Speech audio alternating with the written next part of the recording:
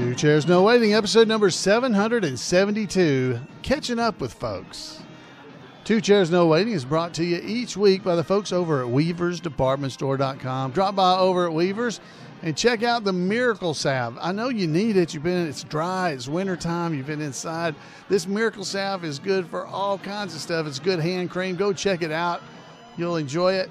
While you're over there, you might want to check out the Mayberry Man playing cards. That's right. Check out those the playing cards. Each card has a different photo from the movie. So go and check those out. Folks, just head over to Weaver's Department Store and check out all the stuff they've got. Two Chairs No Waiting is also brought to you by donations from listeners like you. The executive producer of episode number 772 is Jim Sherrill. The High Sheriff of Mayberry is Chris Schmerl. And the Patreon patron of the week is Billy Lennox. Hello, everybody. I'm Alan Newsom, your host for Two Chairs No Waiting. And as every week, it is great to have you here in Mayberry with me. The last several weeks, we've been kind of going through an episode of the Andy Griffith Show and kind of talking about it. This one is going to be a little different because we're going to be doing a little bit of catching up as we go. So I think what we want to do is catch up with some of the things from last week. So if you listened to the podcast last week, you heard questions about who said that, who said this. And we've got some answers this week about who said that. So let's go. And the first one I would go to is Ken Underwood. I will say before we go to Ken, several of you wrote in, and I really appreciate it. I read every one of them. I didn't respond to them all, but because I was going to do it here on the podcast. But we had several people wrote in and gave answers to who said it. And so great job. You guys did a great job with that. Ken called in, so he's going to get a chance to speak up. So head on in, Ken. Let's hear from you. Hey, Alan. This is Keith Underwood, and I'm calling from Clinton, North Carolina. And I go to Mayberry Days every year, and I've met you several times. But I wanted to answer a couple of your questions there from Monday night.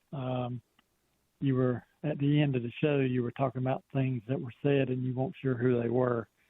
And there was one that said, it's not a whim if you put on clean underwear. Barney said that. It was in season 4, episode 29, The Rumor, when they thought Andy and Helen were engaged and they were planning a party. And he was trying to delay Andy from going home by taking him and Helen out to supper and told him to wear the uniform because Helen wanted him to wear a uniform. And Andy didn't understand why. And Barney said it was a whim. And Andy says, can I go home and change and put on clean underwear and socks? And Barney says, it's not a whim if you put on clean underwear. So that was Barney that said that. So, and the other one you mentioned was who said fine, just fine on the phone. That was Andy. Season 1, episode 23, Andy and Opie housekeepers.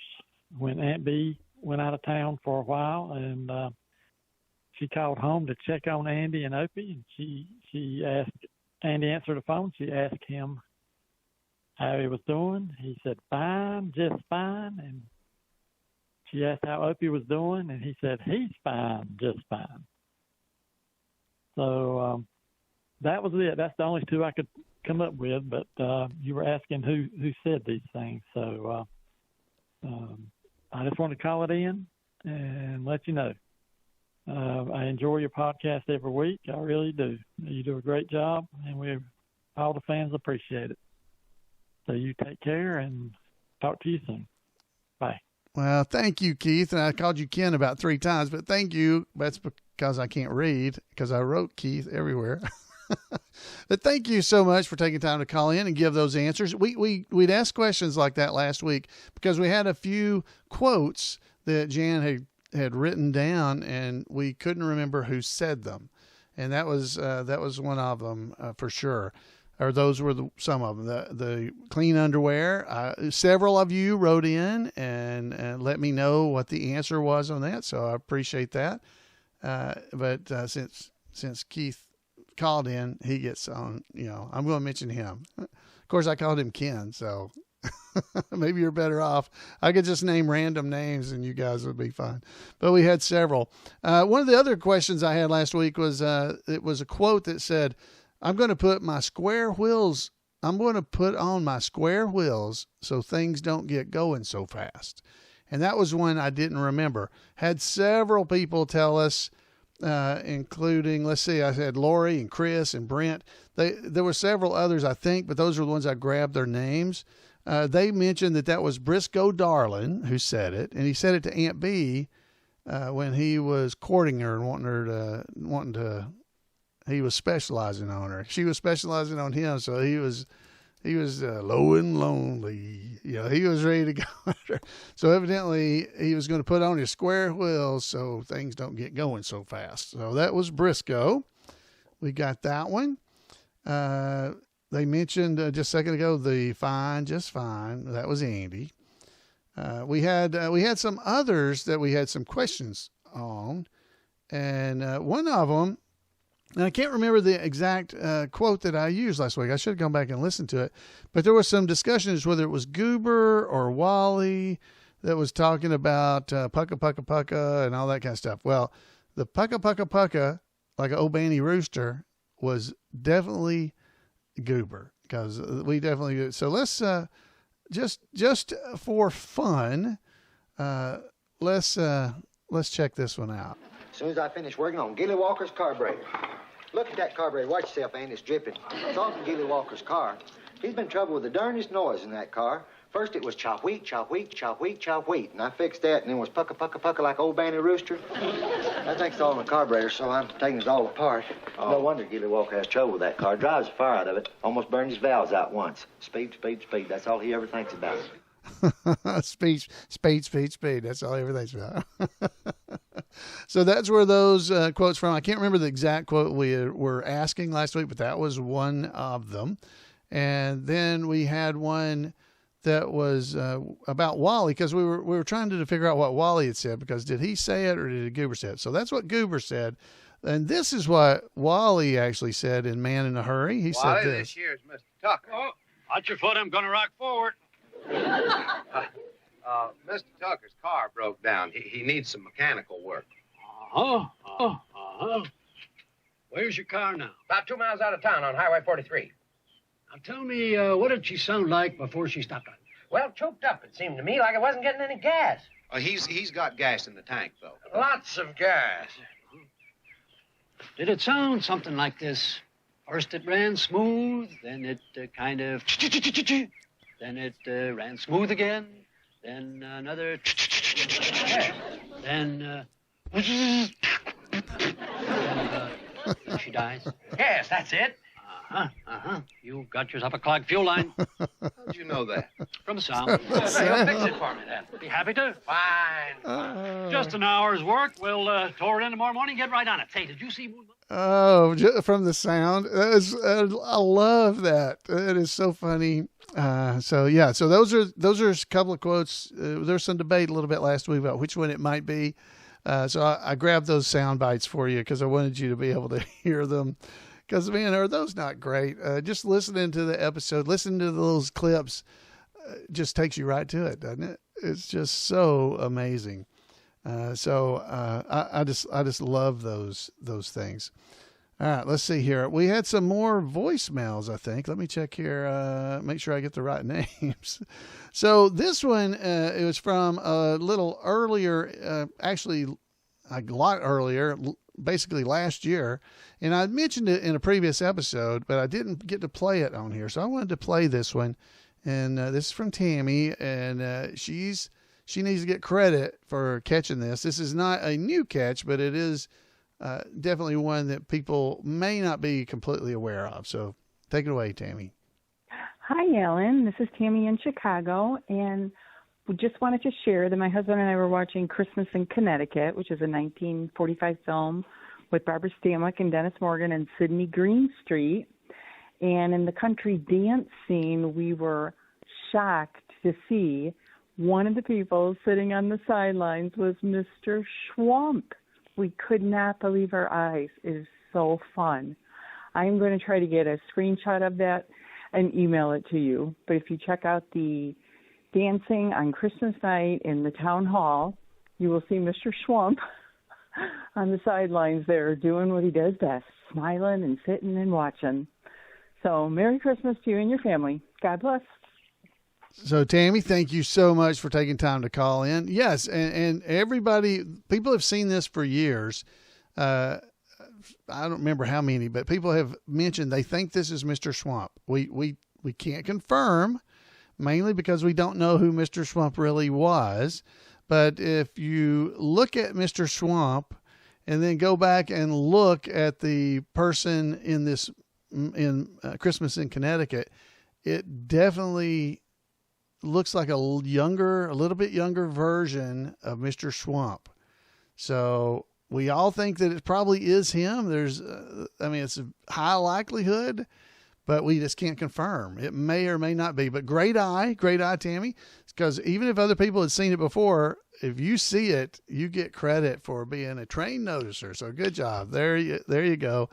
And I'd mentioned this one before, and I think I didn't get to play it. And so I wanted to throw this back out so we could all see this one. And this one was an interesting one I got. This is from Jason, and I had never heard this before, nor I had ever thought about it, but he has a really good question here. So go ahead and take it away. Hey, Alan. This is Jason Carter, Rock Hill, South Carolina.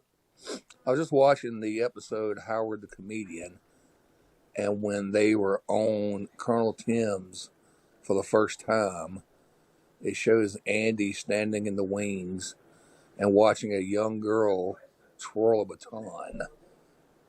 I guess that was her talent. But it's funny, it reminded me of A Face in the Crowd when Lonesome Rhodes falls for the little young girl that's twirling the baton. I just wonder if that was intentional, if they did it on purpose or not. I don't know if you ever called it. Anyway, you're doing a great job, and I appreciate everything you do. Y'all take care and have a good day. Wow, thank you, Jason. Thank you very much. And no, I had never caught this before and had never really thought about it. If you guys have never seen A Face in the Crowd, it's a really, I think, an amazing movie and one worth watching. Now, if you're a big Andy Griffith show fan, Andy in that movie is not a good person. So if you don't want to see Andy Griffith in a role where he's not a Andy Taylor type person, you probably don't want to watch A Face in the Crowd.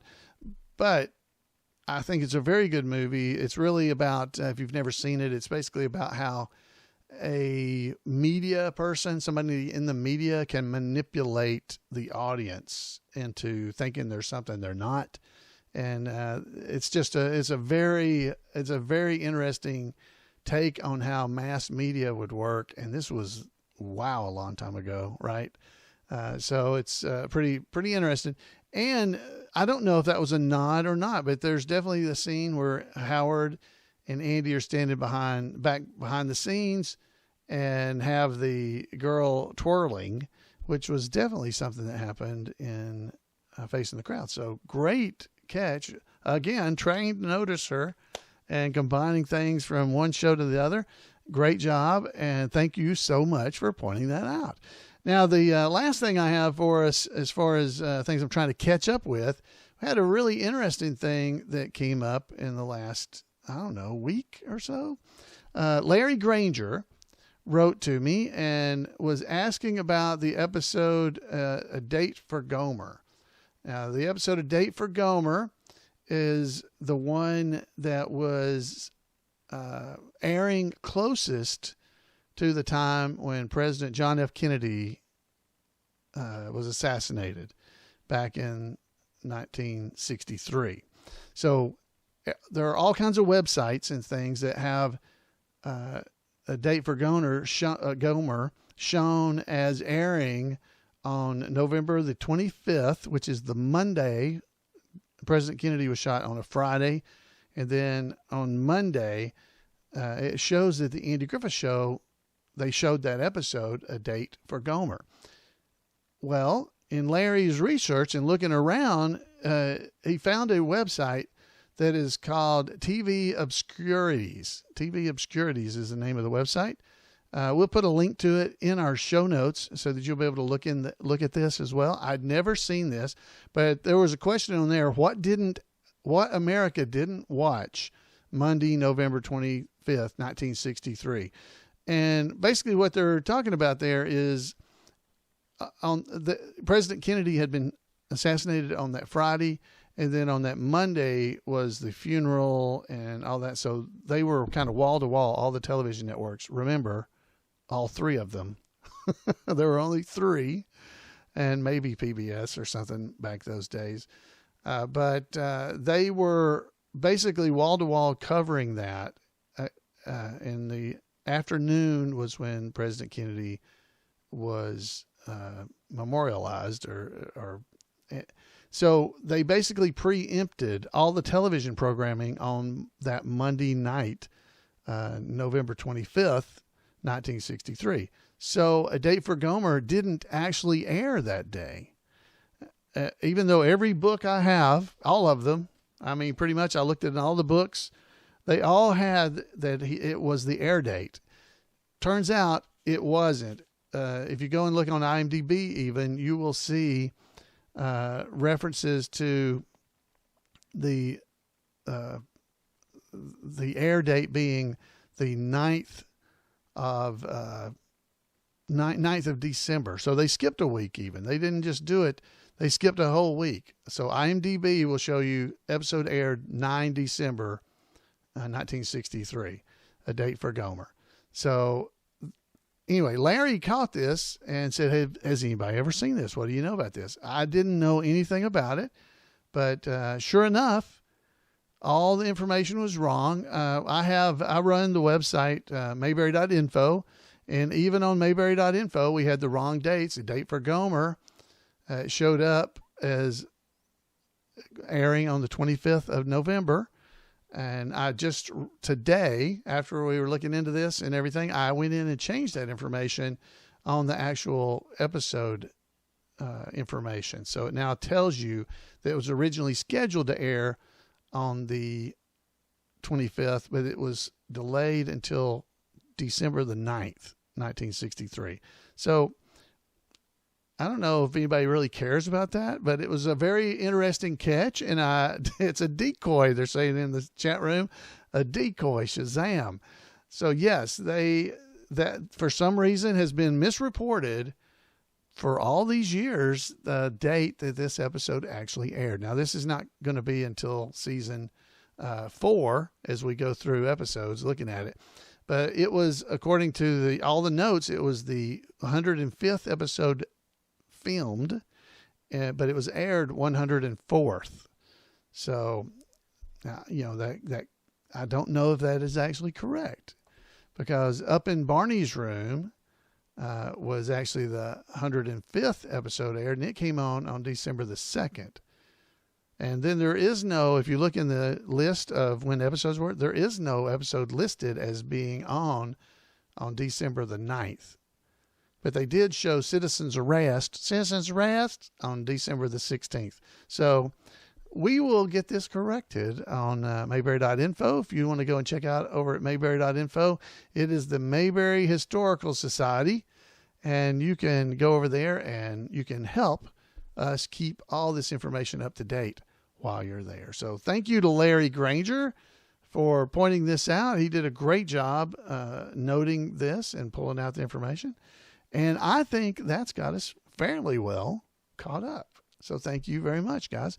So since I got us caught up here and we're not too far behind, last week, one of the questions we did from Paul Mulik, a trivia question, the answer to the question was actually Poor Butterflies, about the episode, about the music that plays. So he had this to add to Poor Butterfly. That's the music, you hear when Naomi is dancing around, the convicts at large, when they're dancing around, they're da, da, da, da, da, da, da, da, da, that music. So he says, it occurred to me that the song Poor Butterfly, heard when Naomi smashes the vase over Floyd's head, Naomi and her husband, it was their song, you'll remember that, is the same song heard at Mrs. Wiley's tea party when Ernest T. Bass smashes a vase over the head of a man who cut in to dance with Ramona. That's interesting. I never thought about that. It is the exact same song, two vases on two different heads. They get smashed right there. You don't suppose Naomi was once married to Ernest T. Bass, and that's where he got the idea. I guess probably not. Perhaps you'd like to mention this, he said, which is, I am doing that. This is great there. He said, also in the episode, Look, Paul, I'm Dancing, Aunt Bee states her intention to buy some dance records and asks the men for some suggestions. And Floyd, he suggested Poor Butterfly, Roses of Picardy, and Yes, We Have No Bananas. So there's those connections to Poor Butterfly during the seasons of the Andy Griffith Show. I'd never picked up on the fact that Floyd got hit over the head with a vase with that music playing, and then yes, Ernest T. Bass busted the guy over the head and knocked him out also with that music playing. So wow, be careful if you hear that music and watch people that might have vases in their hands. So thank you. Thank you, Paul, for pointing those things out. That is great. All right, guys. So now we're going to do some more trivia if everybody's ready. This is different trivia. It's kind of like what we did last week. And a lot of folks said they really enjoyed it. And so we're going to play it a little bit more this week. So here we go. You ready? So this is Who Said It? Just like we did last week. There's 8 questions plus a bonus question at the end. So if everybody is ready, our chat room here live on Monday nights at 8 p.m. Eastern Time. If you go to live.twochairsnowaiting.com, they're going to be playing along with us as we go. So who said it? Question number 1, guys. Who said it? Here's the question. Here's what the quote is. Hey, mister, you're all tied up to a tree. Okay. Who said, hey, mister, you're all tied up to a tree? Oh, see, that one's kind of hard. I'm not going to do the voices either because it makes it too easy. That one's a little bit hard, I think.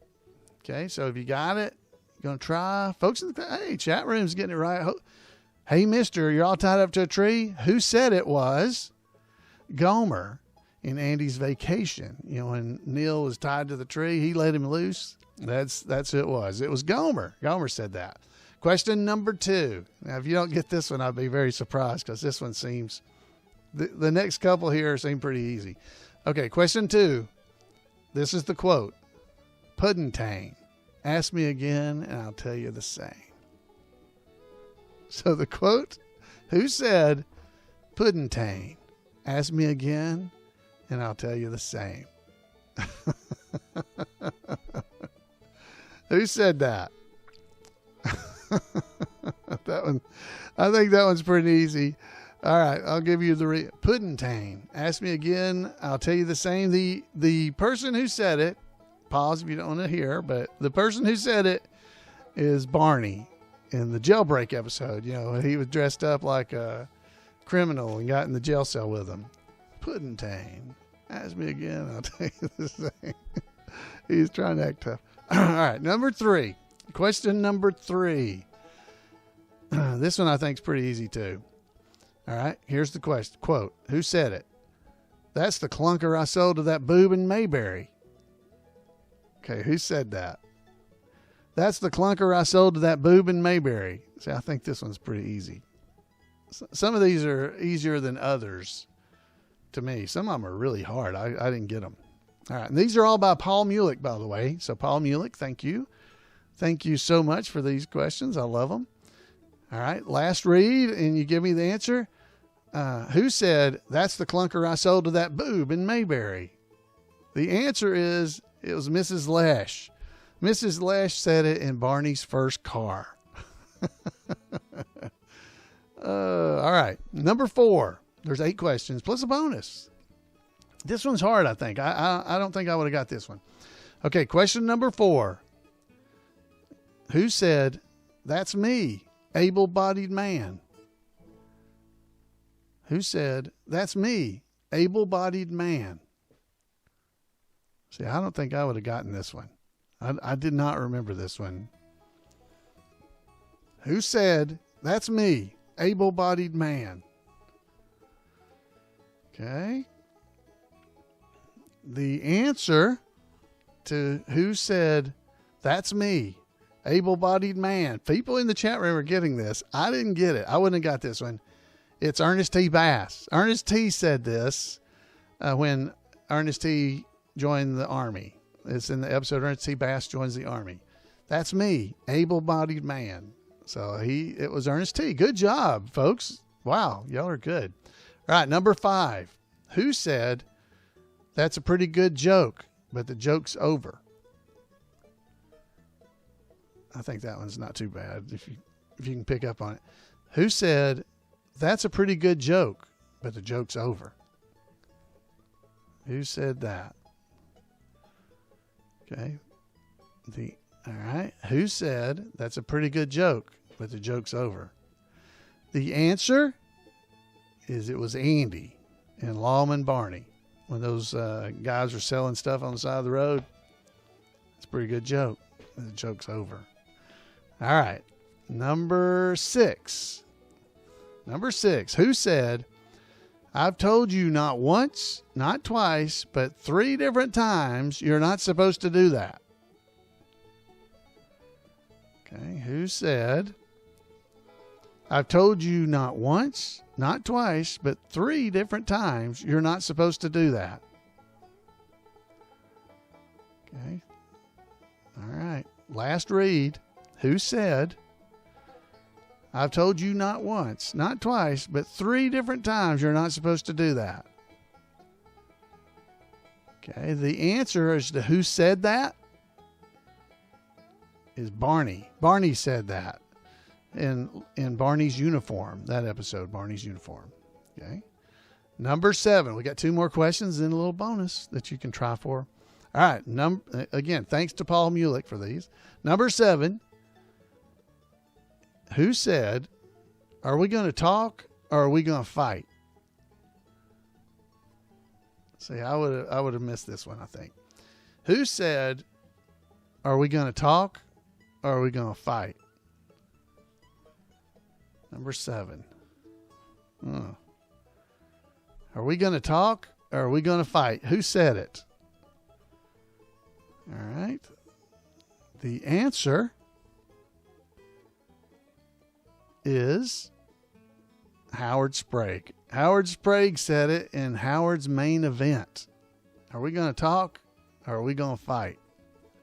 All right, folks in the chat room, good job. How did you do? I don't think I would have gotten that one. I would have thought that was maybe Clarence Earp or something. You know, that's who I would have probably said. All right, number 8. That's the last one, and then a bonus.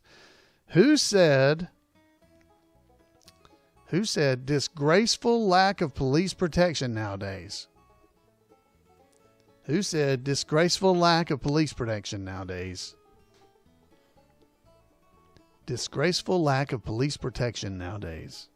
Who said that? Whew. See, that seems hard. That one's hard too to me. Who said disgraceful lack of police protection nowadays? Okay. So the answer to that, who said that, is C.J. Hassler, the jewel thief, in Andy and Barney in the Big City. Andy and Barney in the Big City. That was the jewel thief. Disgraceful lack of police protection nowadays. Whew. Good. That was good. So, hey, I think Emmett got it in the chat room. Good job, Emmett. Okay, so here's the bonus question. What do all of the quotes I just did, what do all those quotes have in common? Oh, that one's tough. The bonus question is, what did all the quotes, what do they have in common? Does anybody know? Okay. Let you think about it here. I kind of hate to give you the answer right away, so be thinking about that. What do all these quotes have in common? All right. I'm going to give you the answer in just a minute, but I'm going to get you to think about it just a little bit, what they might be. What do all those quotes have in common? Folks, I am so thankful for just all the support and stuff I get here on the podcast, and thankful for all that you guys do. There are so many events coming up in the coming year in Mayberry. If you head over to imayberry.com, you can check out the event calendar. It takes you over to Weaver's department store, the event calendar there. But it's the Mayberry event calendar, Floyd's Barbershop bulletin board.